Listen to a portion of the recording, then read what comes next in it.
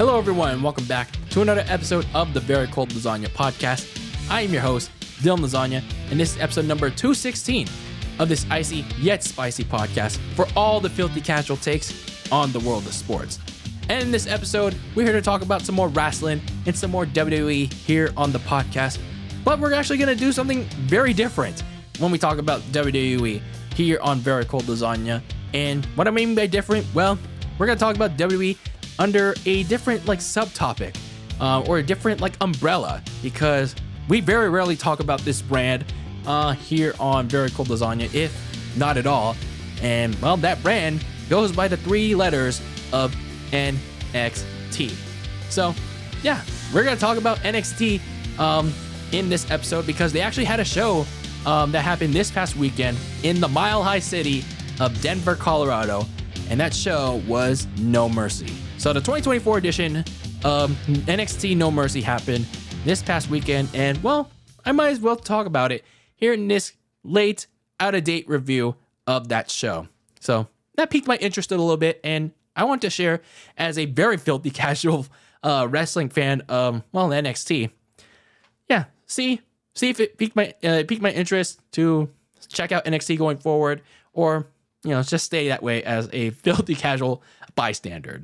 So yeah, we're going to talk about it in this episode. But before we do, a little bit of housekeeping before we get started. Make sure you follow Very Cold Lasagna on social media, on X and Instagram at Very Cold Lasagna. And then for all my audio listeners out there, whether it's on Apple Podcasts, Spotify, wherever Very Cold Lasagna is available on all streaming platforms, make sure you rate and review the show 1 to 5 stars. And again, leave me some feedback in those reviews. And then for all my YouTube watchers out there, make sure you press the like button, press the subscribe button if you aren't already, and then press the notification bell so you'll be notified of each and every episode, each and every video that goes out exclusively on the YouTube channel for Very Cold Lasagna. And then leave a comment down below with your own takes on each and every episode, each and every video that goes out. In this particular instance, it's this NXT No Mercy 2024 review. And especially for all of you that watch NXT out there, this video, this episode is for you. And then, as always, make sure you share Very Cold Lasagna with your friends, with your strangers, with your coworkers, with your family members. Share the good, the bad, the ugly about Very Cold Lasagna. That being said, let's talk about NXT. Let's talk about this show titled No Mercy. The 2024 edition of No Mercy was first announced back in July, and it would take place on September 1st at the Ball Arena, formerly known as the Pepsi Center. I'm more familiar with that name, by the way, in Denver, Colorado. That's home of the Denver Nuggets of the NBA and the Colorado Avalanche of the National Hockey League. So, yeah, I mean, I know that somehow. But anyway, and I'm more familiar with the Pepsi Center name because it just rings a bell more than Ball Arena.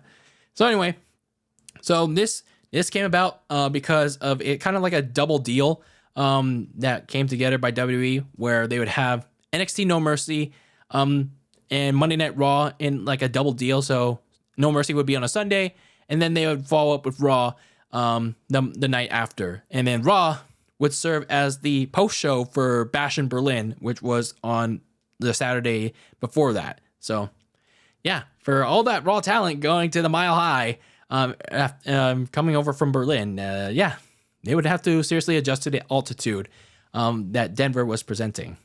So yeah, there was that. So as for No Mercy, this would actually be the second annual one under the NXT banner. They brought it back last year. But in actuality, this was the 15th overall not NXT, WWE No Mercy pay-per-view, because it was first introduced back in May of 1999. So, yeah, interesting note. Side note, I'm not sure why they never brought back No Mercy much sooner as a WWE main roster pay-per-view, but other than 2016, 2017. Yeah.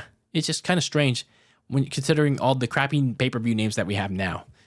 But that's besides the point. So for those of you that are very unfamiliar what exactly NXT is, or what the branding is about. So basically what NXT is, for WWE is pretty much their third brand, or at least that's what they try to tell you what it is. NXT is basically their developmental brand. It's like their G League, or what else do they call it? Their AHL, their American Hockey League, the Canadian Hockey League. Just I guess the best way to describe it is it's the WWE's G League to the NBA. That's basically what it is.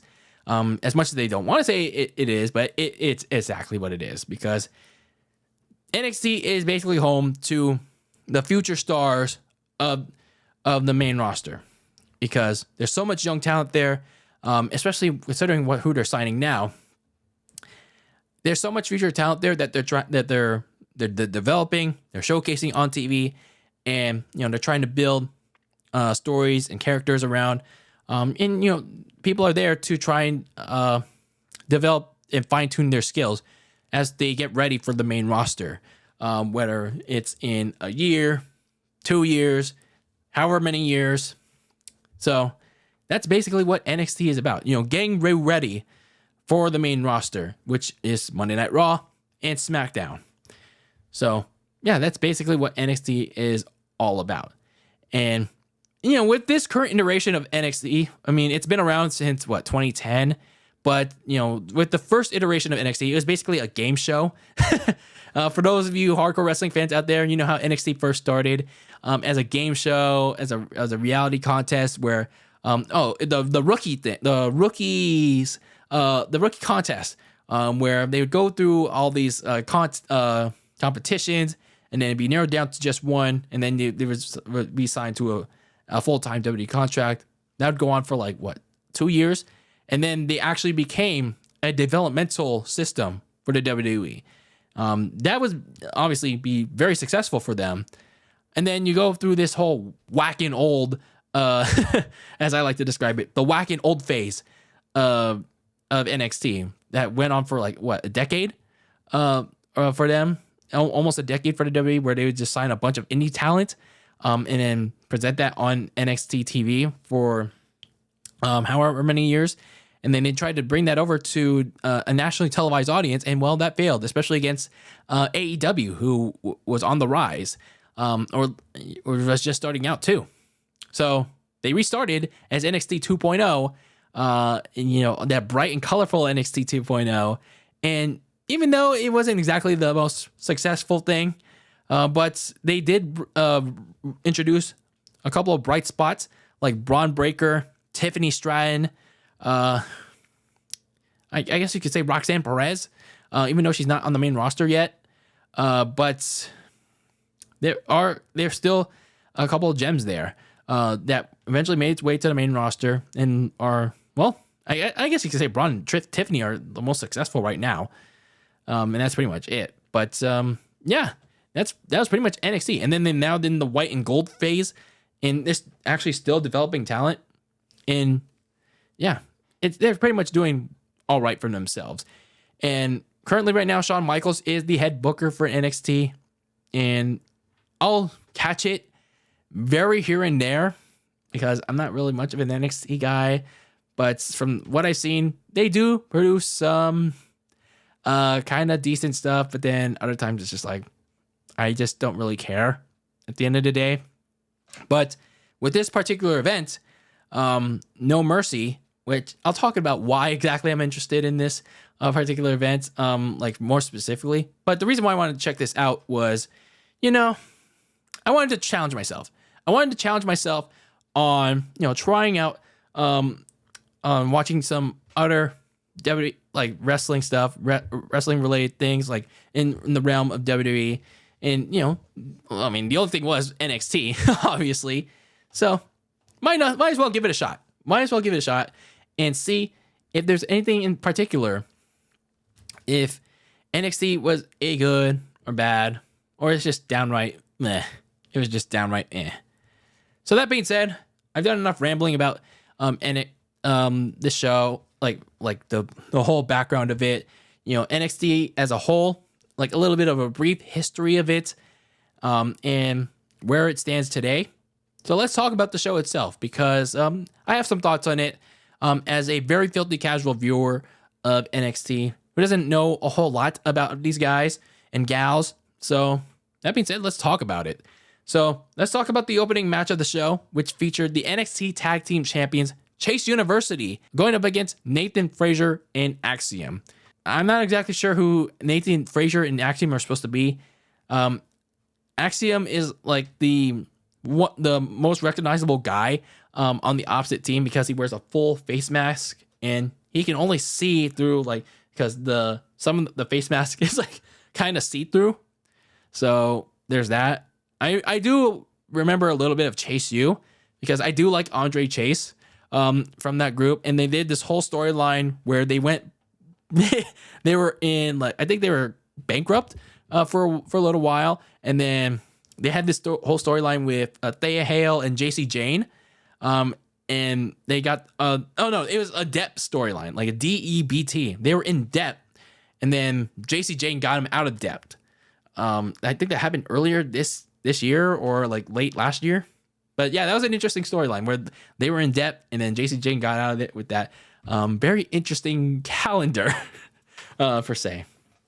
But anyway, they haven't done anything much interesting since then, which is unfortunate.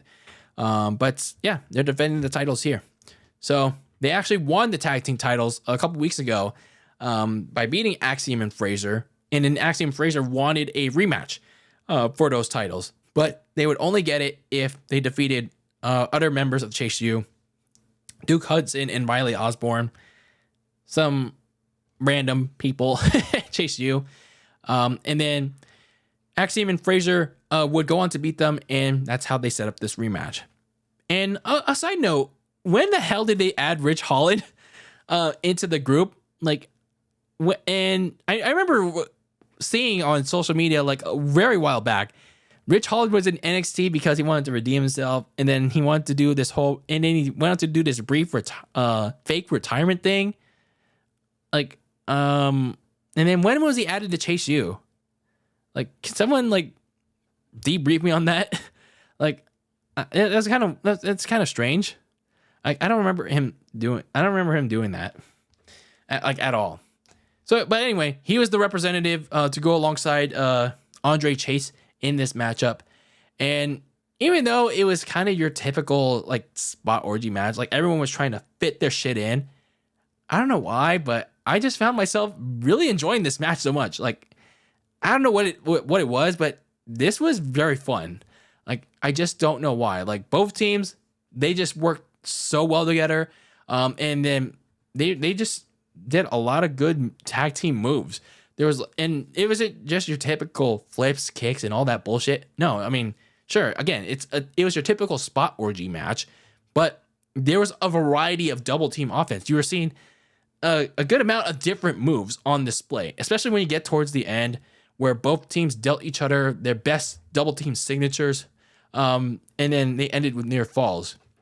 Like Chase U, they hit the Doomsday device, like with Rich Holland, like clotheslining. I think it was like Axiom or Nathan Frazier, and then they later on did this powerbomb backstabber combo on Axiom, but that also ended in a near fall. And then Axiom and Nathan Frazier did this super kick 450 splash combo for a near fall. So yeah, it wasn't just your same old like you get in the other company, AEW. No, there's actually a variety in this. There's a variety of double team moves, a variety of offensive styles meshing together. And I'm surprised. I was very surprised with this match. Like, this was very good. I'm just wondering, like, why the hell we don't get this on the main roster at all. I mean, I get it. It's like an AEW style match, but at least there's variety of moves in this one, rather than just the same rinse and repeat. But in the end, though, despite a miscue on each other, Axiom Frazier overcame that to deliver a Spanish Fly Phoenix Splash combo on Andre Chase to win back the tag team titles. So they get him back after just like 3 weeks, which is kind of a strange decision if you ask me, because especially when you consider after the match, out of nowhere, you have Ridge Holland taking out all of Chase U, and then he takes out Andre Chase with the Redeemer DDT, which is basically the Rampage. And then, yeah, he hits that on Andre Chase on the announce table, and then that leads to a stretcher job. So that was random. Pretty much, the results was random. The friendship and betrayal was random. So I'm not sure what exactly they're going for here. But just Rich Holland being in Chase U was random in itself. But at least they took him out. So that's at least something. So for those that watch NXT regularly going forward, at least they gave you something on. They're at least going to give you an explanation on what Rich Holland is going to do, and he's going to explain why he did what he did. Overall, I like this match. I really like this match. A really good tone setter for the night. The fans were into it, and I certainly was into it too. So the next matchup that we have on deck is a personal rivalry pal between Wesley and Zachary Wentz. Who the hell is Zachary Wentz? Okay. Apparently, he's a TNA guy, but he used to be with the WWE. So Wesley and Zachary Wentz actually went by a different name. I just don't bother to look it up. But anyway, these two actually teamed together as MSK back in 2021 and throughout 2022. So they actually won the tag team titles at the 2022 Stand and Deliver. But shortly after, like literally right after, Zachary Wentz was released after some controversy happened. He received some allegations from his ex-wife, Kimberly Lee. And then there was this controversial picture of Reen that leaked out. He was doing this very controversial pose, but I'm not going to get into the whole details of that. So 2 years later, Zachary Wentz, who is now contracted with TNA, and his new partner, Trey Miguel, the Rascals, whoever the hell that team is. So they're doing this whole TNA partnership, and then they pick the storyline back up. So they both appear on NXT to reunite with Wesley. And Wesley, he's like all down and depressed because he lost the last chance match, or loser leaves NXT kind of thing. So they stop him from leaving NXT. And then a month later, after that, they go on to try and win back the NXT Tag Team Champions from, at the time, Axiom and Nathan Frazier at the Great American Bash. But they lose that match. And then out of nowhere, Wesley betrays Zachary Wentz and Trey Miguel. So the reasoning for that was, well, because Wesley felt like Wentz left him, which, well, in actuality, he legit did. So he does have at least some reasoning, some valid reasoning as to why Wesley felt betrayed. So in storyline, at least. So Lee felt betrayed by Wentz for going to TNA. And then 2 weeks later, they both agreed to a match at No Mercy. And, that's pretty much that. So, you think that, this rivalry is going to get really personal. It's going to feel intense. But no, not really. It was just your typical flips, kicks, all that bullshit. Typical AEW stuff. Or just in general, typical modern day wrestling bullshit. Where everyone's got to get their shit in. And in contrast to the tag team match, it's just a singles match where, I need to super kick him. I gotta kick him in a different varieties, or I gotta do these flips, gotta do all the Canadian destroyers, that kind of deal. It wasn't until very late in the match where Wesley and Zachary Wentz realized it's like, okay, maybe we actually gotta make it look like a fight. We actually have to make it look like we hate each other, like rather than like, we hate each other, but we gotta do all these nonsensical bullshit. So let's actually talk about the end of the match, because that's probably the only thing that I cared about this one. So when they were outside, Wesley, he was looking to put Zachary Wentz through the table, but then Botchamania ran wild, and the table magically fell apart. So that's gonna surely end up on Botchamania and that little compilation there. And then Lee was about to hit Wentz with a concerto between the LED ring posts. But then Trey Miguel appeared out of nowhere and took the chair away from Wesley. And that allowed Zachary Wentz to hit a Canadian destroyer from the ring apron and onto the floor. So whoopee-doo. And then bringing Wesley back into the ring, Wentz hit his finishing UFO springboard cutter, which is a positive. It is actually a nice finishing move to have to win this match. So I'm not sure if this is the end of their rivalry or maybe just a chapter of it. I mean, I don't care. But I don't know. It seems like it's a chapter of it, because considering that the Rascals are going to go for the tag team titles. I don't know. I guess I figure a way for Wesley to cost them whenever they get those shots. But either way, I had no interest in this match, especially, I was doing other things. But for those that do, cool. Then we had the NXT North American Women's Champion, Kalani Jordan, defending her title against Wendy Chu. So with this matchup, there wasn't really a whole lot of setup with this one when Wendy Chu attacked Kalani from behind during a match where she was observing Tatum Paxley and Lola Vice. So weeks later, when they confronted each other, Jordan challenged Chu to a title match at No Mercy. Wendy Chu accepted it, and that was pretty much that. So this matchup itself, it was something I didn't like. There's something very off about this match. Perhaps it was a mess of the styles, or what's the right term for it? Mismatch? Yeah, there you go. It was a mismatch because Kalani Jordan, this was my first glance at her, and I gotta say, she looks very impressive. And I don't mean that way. I don't mean that way because, maybe I do.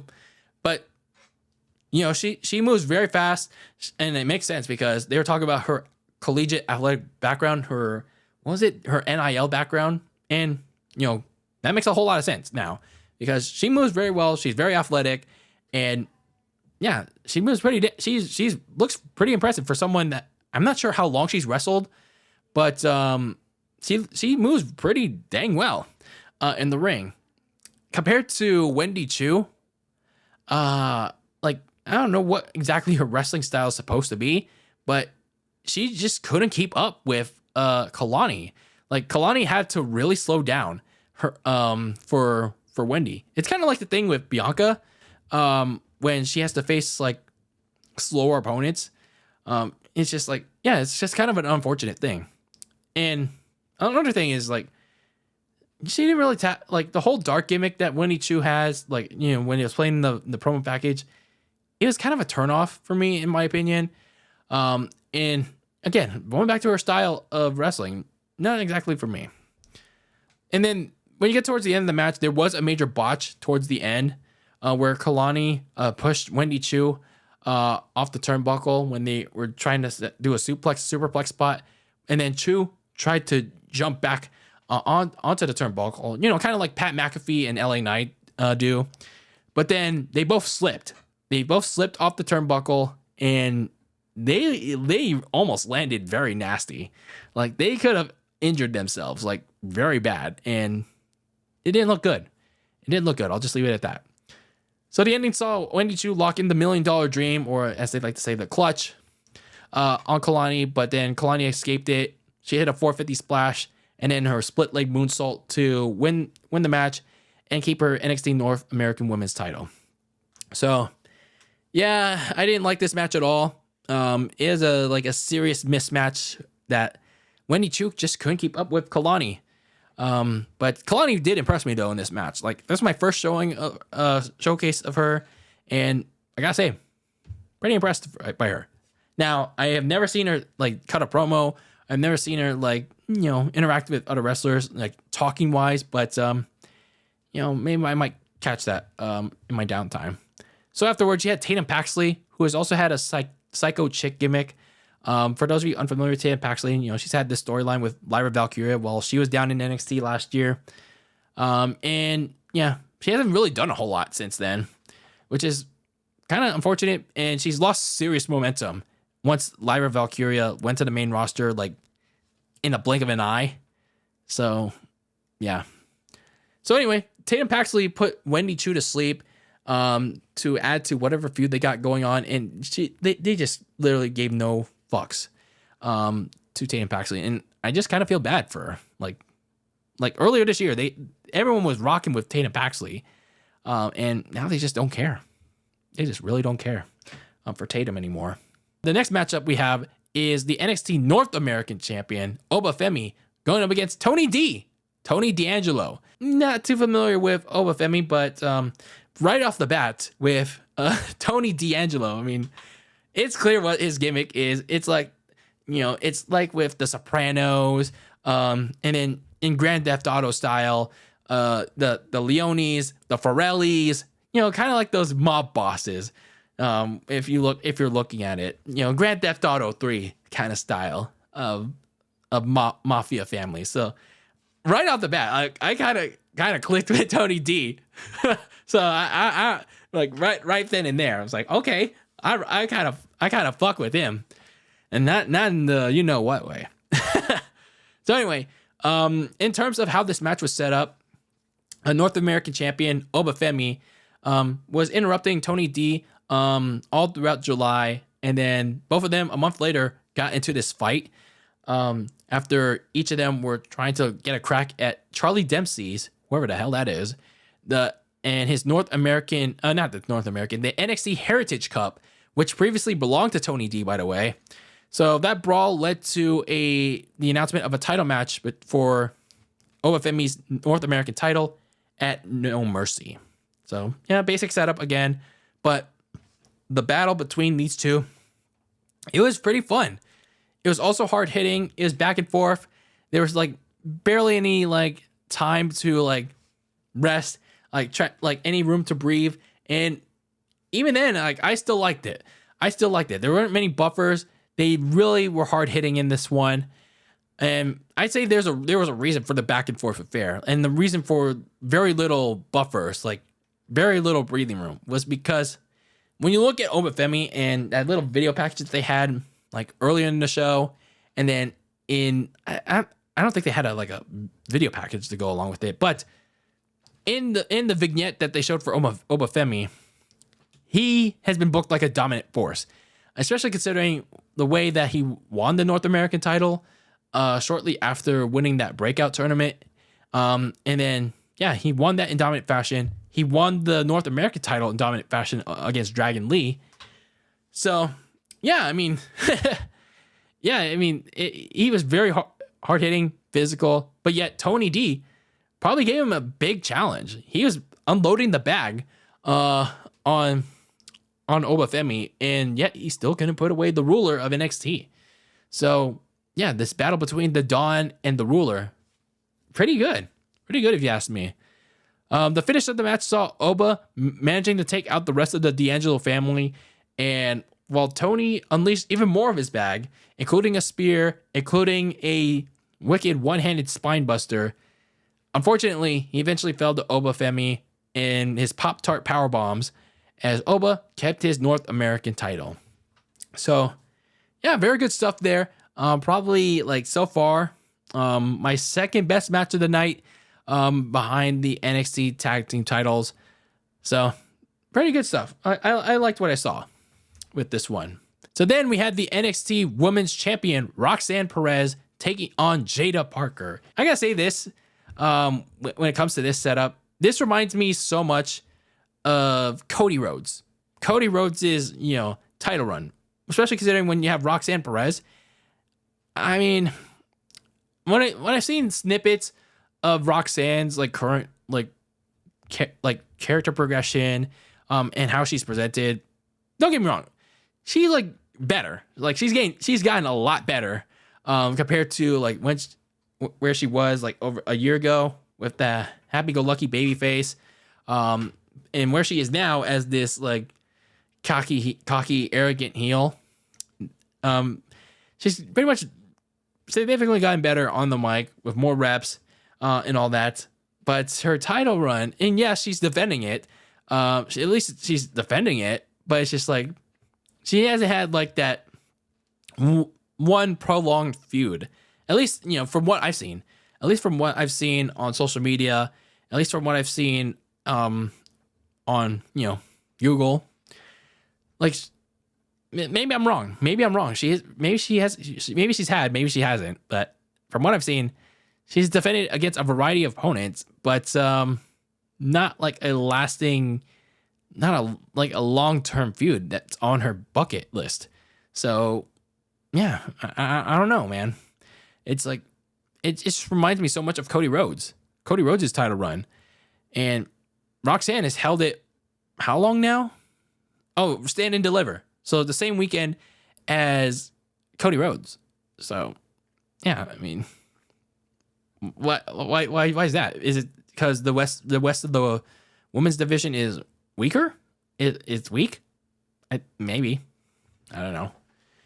So anyway, this was another case of another fill-in for Roxanne because, well, 3 weeks before the event, General Manager Ava Rain announced a 6-woman gauntlet eliminator, which would only feature women that had never before challenged the NXT Women's title. So you basically knew right off the bat that Roxanne was winning at No Mercy, because considering that the competitors in that gauntlet were Sol Ruca, Ren Sinclair, Adriana Rizzo, Kendall Gray, Brinley Reese, and Jada Parker. All these 6 women, I don't know who they are honestly very indifferent about. So Jada Parker went on to outlast all of them to earn this shot at Roxanne at No Mercy. I will say, though, with Jada Parker, she can cut a good promo. I'll give her that. And her GTA graphics on the Tron were a very nice touch. I'm not sure that's part of her gimmick. That's based on her gimmick, whatever that is. But it's very nice. It's very nice. I'll give her brownie points for that. And then the nameplate, too, to match it, I like it. I like it a lot. So you have Lola Vice, who I think got the last crack at the NXT Women's title. So yeah, she got the Vice City ones on lock. And now you have Jada Parker, who has, I think it's GTA 5. Yeah, it resembles GTA 5. Interesting to see there. So with this match itself, I mean, it was very split on Roxy and Jada. And surprisingly for me, this was a very solid title match, because they actually kind of told the story a little bit with, Roxanne targeting the injured ribs of Jada, and then Jada was trying to overcome it.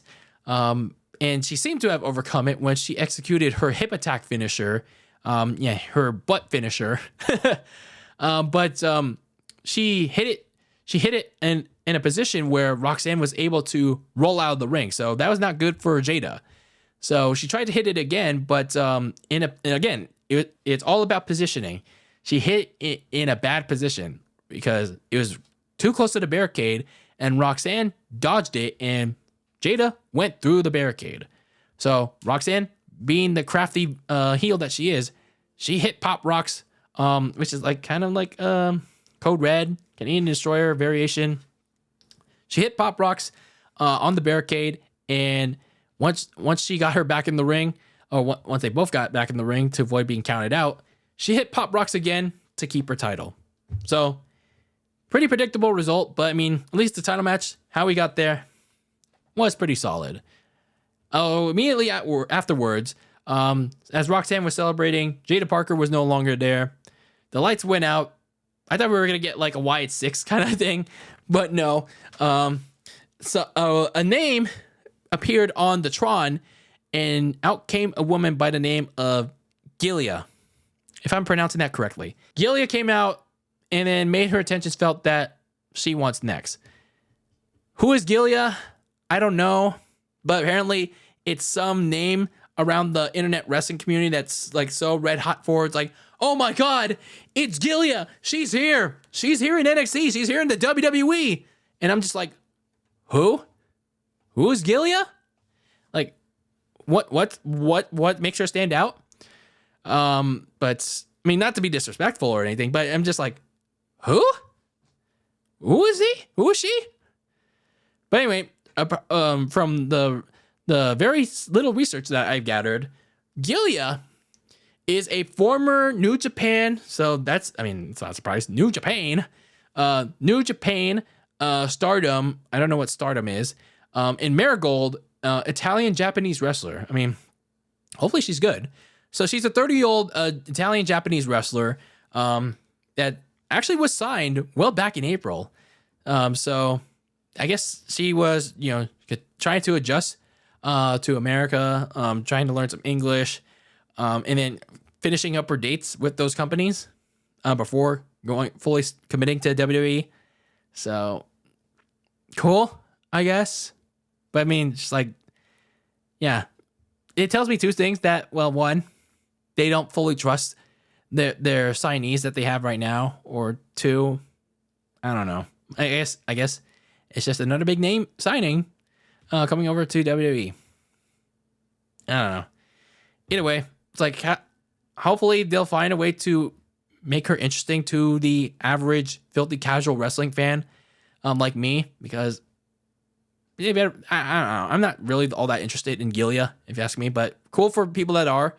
And from the looks of it, it seems like, for all the hype that's out there about her, it seems like she's the one that's eventually going to dethrone Roxanne Perez. I mean, we all thought Jade Cargill was going to be the one that dethrones, I think, what was it, last year? I thought it was going to be like her and Becky going at it, or her and Tiffany Stratton last year, but no, that ended up not happening. And now here, it's Gilia that is likely going to be the one that dethrones Roxanne Perez and sends her to the main roster. So, yeah, that's happening. And for those of you who are happy about that, good for you. I just don't care. So then we had the main event. We had the NXT champion, all ego Ethan Page, going up against Joe Hendry. I believe in Joe Hendry. So TNA wrestler and trending wrestling sensation Joe Hendry, who had been making frequent appearances since this TNA NXT partnership started, confronted Ethan Page, all ego Ethan Page, by the way, the NXT champion, to challenge him for the title 3 weeks prior to this show. And then a week later, he won the right to do that at No Mercy by beating Wesley and Pete Dunne, despite Ethan Page attacking 2 officials during the match to prevent him from doing so. But Ethan's actions would have consequences because, well, Ava Rain, the general manager, would make former NXT champion Trick Williams as the special guest referee. So, yeah, that's basically set up this match. And, well, I'm confessing it now. The main reason why I wanted to watch this show, because, well, I'm a believer in Joe Hendry. And for those of you that aren't, why the hell aren't you? Like, this dude can talk. This dude can sing. This dude has fucking charisma. This dude can cut a promo, for God's sake. He has, like, the key essentials. I mean, sure, the wrestling ability, I mean, it's there. It's there, but, I mean, is it 5-star classic there? I mean, of course not. I mean, it's not everyone has that, but, I mean, that's the least important part thing. But he can wrestle. He can wrestle. Just because he can't do the flips, the kicks, and all that bullshit. Like, the main thing that Joe Hendry can do is be that wrestler that can tell a story. That can tell a story in the ring and, get the crowd to believe. No pun intended. No pun intended, anyway. So anyway, that's the main reason why I want to see No Mercy. Because I want to believe in Joe Hendry that he can actually get this done. That he actually can believe, we can believe in an NXT champion. So anyway, for this match, going in, it is good to see fans being still red hot for Trick Williams, despite his NXT title run, his own NXT title run before he lost it to Ethan Page, kind of being a dud, despite the lack that mainly not because of Trick Williams himself, but because of the lack of challengers, which is unfortunate, if you ask me. So good to see fans still doing whoop that Trick during his entrance, even if he was just a referee. So let's get into the match, because why are y'all hating it? Why are y'all hating this match? Because this hooped. This was good. Just because it didn't have your flips, kicks, all that bullshit that Wesley and Zachary Wentz had, or the opening tag team match had. It doesn't mean it was terrible. I mean, it wasn't great by any stretch of the imagination, but it was very good because the story it was trying to tell, the pacing. I mean, it wasn't slow, but I mean, you don't want fast paced either, too fast either. It was a perfectly balanced match, and it was perfectly balanced enough to tell the story of Joe Hendry trying to finally become a world champion, because they laid it out there that this was a 10-year self journey of trying to finally be at the mountaintop. Joe Hendry was never a world champion, not in TNA, not in WWE. Like never before where he went was he a world champion. That's the story they were trying to tell you.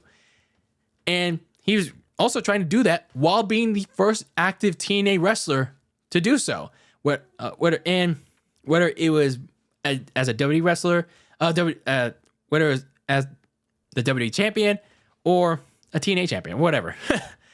And he did it while headlining a WWE pay-per-view as a TNA wrestler. So that's an accomplishment in of itself. I know I'm jamming my words here, but it's a lot. It's a lot. And I thought, Vic Joseph and Booker T told that story very well throughout the match, and the pace of it made people believe. They made people believe that it'd be Hendry's night. So I'm telling you all need to stop on Hendry, man. Sure. I mean, it's just one match for the people that are unfamiliar with this game, but he can actually wrestle like how a pro wrestler is supposed to. Tell a story in the ring, do their actions, like actual actions, and raw emotion. Again, to make people believe in you as a wrestler, to invest in you. And then, credit to Ethan Page too. He did his part by doing every slimy thing he can to this outsider in Joe Hendry to keep the title. Slimy things like hitting the Razor's Edge, or the Eagle's Edge as he likes to call it, on Joe Hendry on the apron to try and get a count at victory, or hitting Joe Hendry with a DDT on the NXT title, which I was kind of surprised why they didn't disqualify Ethan Page when the backup official was there, but that's besides the point. And then Trick Williams, he played a role in this too, because when that was first announced, I feared that he was going to turn on Joe Hendry when Trick Williams is still very popular. He's still a massive babyface to the NXT fans, whether they're in the Performance Center or in an arena like Denver. But no, he actually called it down the middle. He was very impartial, as he said he would be throughout the show. And although I will admit, there are multiple occasions where he was slow to the count for both guys. I was like, Trick, you're usually faster in your matches. Like, why are you so hesitant, whether it's for Joe Hendry or for Ethan Page? You're just casually walking to count the pin. Like, come on, man. Are you trying to set something up here? But anyway, let's talk about the finish. The finish saw a bunch of shenanigans that were probably not going to go in Joe Hendry's favor, but it happened after Hendry hit his finishing move, the standing ovation choke slam. But then when Hendry was about to win, Trick Williams saw Ethan Page's foot under the bottom rope. So obviously that causes a rope break. Joe Hendry's not happy about it. But I mean, in fairness, Trick Williams has a point. You can't win with a rope break. So as they're talking about it, Ethan Page pushes Hendry into Trick. And while Trick is knocked out, Page uses Hendry's finisher against him. But then Hendry kicks out. The second official comes out. So that leads to the NXT title spot on Hendry. But then, Trick stopped the count. He came back in, woke up, and then stopped the second official from counting the 3. So, yeah, there was that. So then Trick accidentally hit the backup official, and as Hendry was trying to hit the finishing standing ovation, Page dick kicked him with Trick's back turned, and Ethan Page hit the Ego's Edge on Joe Hendry, and, well, he made a believer out of all ego Ethan Page, as Trick Williams had no choice but to count the 3 in favor of all ego.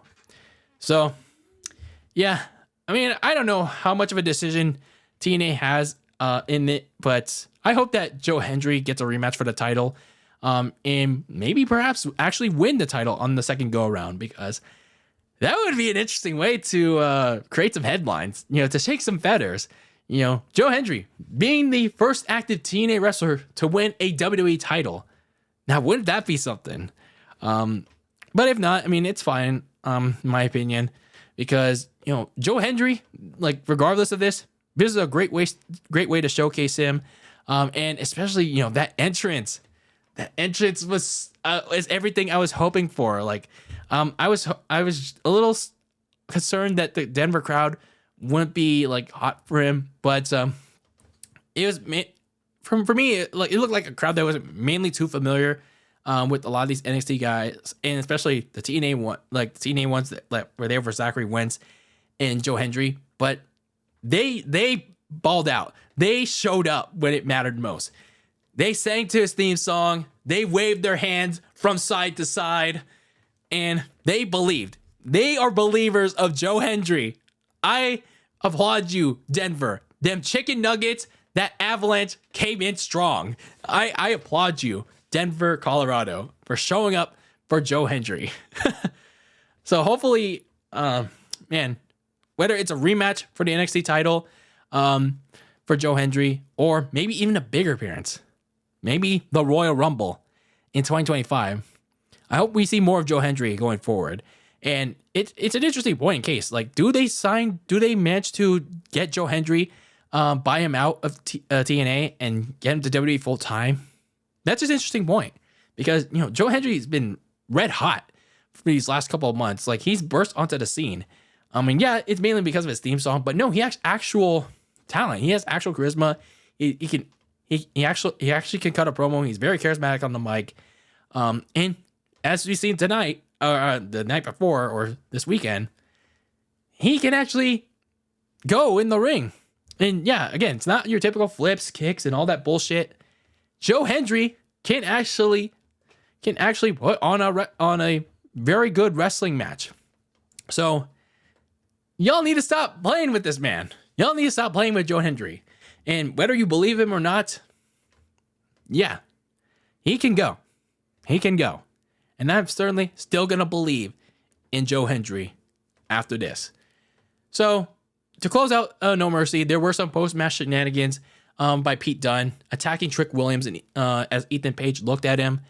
And yeah, that basically closed out No Mercy. And it also set up further stuff for Trick Williams and Pete Dunne's match for this coming NXT episode.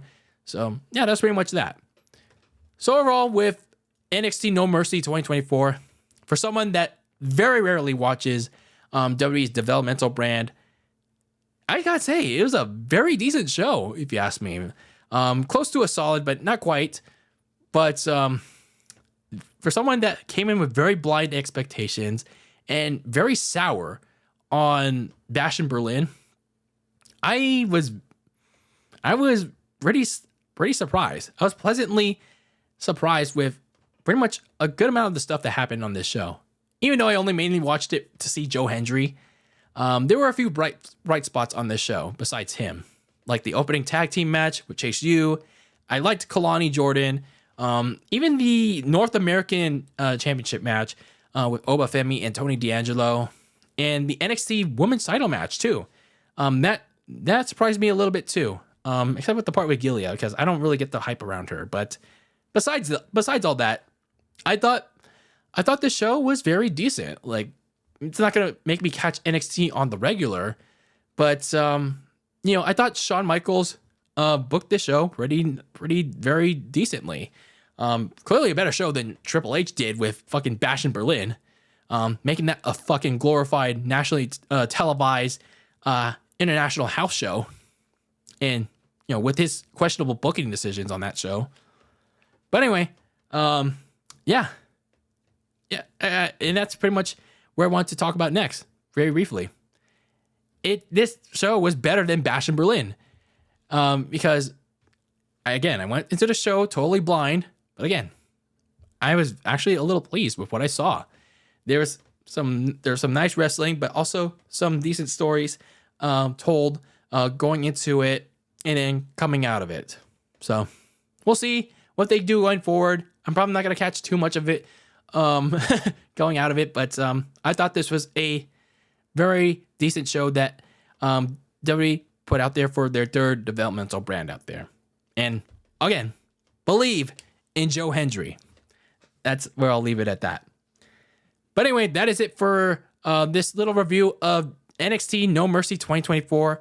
If you happen to watch it, let me know your thoughts on it in the comments below on YouTube, or send me a DM on social media on X or Instagram at Very Cold Lasagna. If you're a first time watcher of NXT like me, or like a very filthy casual one at that, or you're hardcore NXT watcher that watched No Mercy. Let's have a conversation about it. Let's talk about it. What you like, what you didn't like about No Mercy 2024. Whatever side of the spectrum you're on, let's have a conversation about it, and let's be civil about it, of course, as well. But anyway, that's going to do it for this episode of Very Cold Lasagna. I'm your filthy casual host, DylanLasagna. Thank you for tuning in to episode number 216 of this icy yet spicy podcast for all the filthy casual takes on the world of sports. And until the next one, peace out.